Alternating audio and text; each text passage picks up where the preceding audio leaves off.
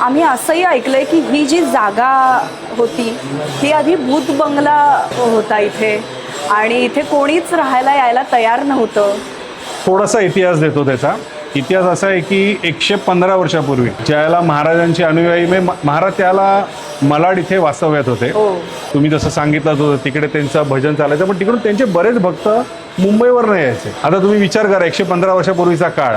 आता जसं तुम्ही पटकन मलाडला जाता तर त्यांना थोडा त्रास व्हायचा. ते जे महाराजांना बाळकृष्ण महाराजांना जाणवलं, मग त्यांनी आपल्याच भक्तांना सांगितलं की तुम्ही मध्यवर्ती ठिकाणावर कुठेतरी एक जागा बघा जिकडे आपण महाराजांचं मठ स्थापन करू शकतो.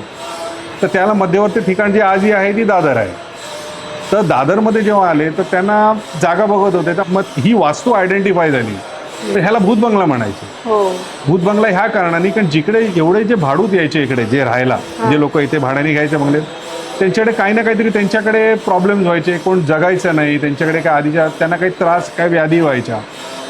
हे जेव्हा महाराजांच्या कानावर गेलं त्याला महाराज म्हणाले की तुम्ही जा तिकडे आणि जर दरवाजावर जर तुम्हाला अगरबत्ती किंवा कुठल्याही फुलाचा जर सुवास आला तर तुम्ही तो घेऊन टाका. आपण बघू पुढे काय. आपण महाराजांचं आपण इकडे स्थापन करू, स्वामी समर्थ महाराजांचं मठ आपण इथे स्थापन करू.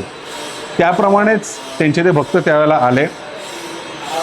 तो माळी त्याला ज्याला ते भेटले तोही हे सांगत होता की हा बंगला इकडे कोण तुम्ही हे इथे घेऊ नका.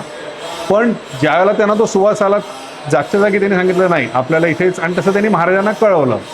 आणि आज जो तुम्ही मठ बघताय त्यावेळेचा भूत बंगला, पण आजचा हा दादर मठ त्यांनी हा स्थापन केला.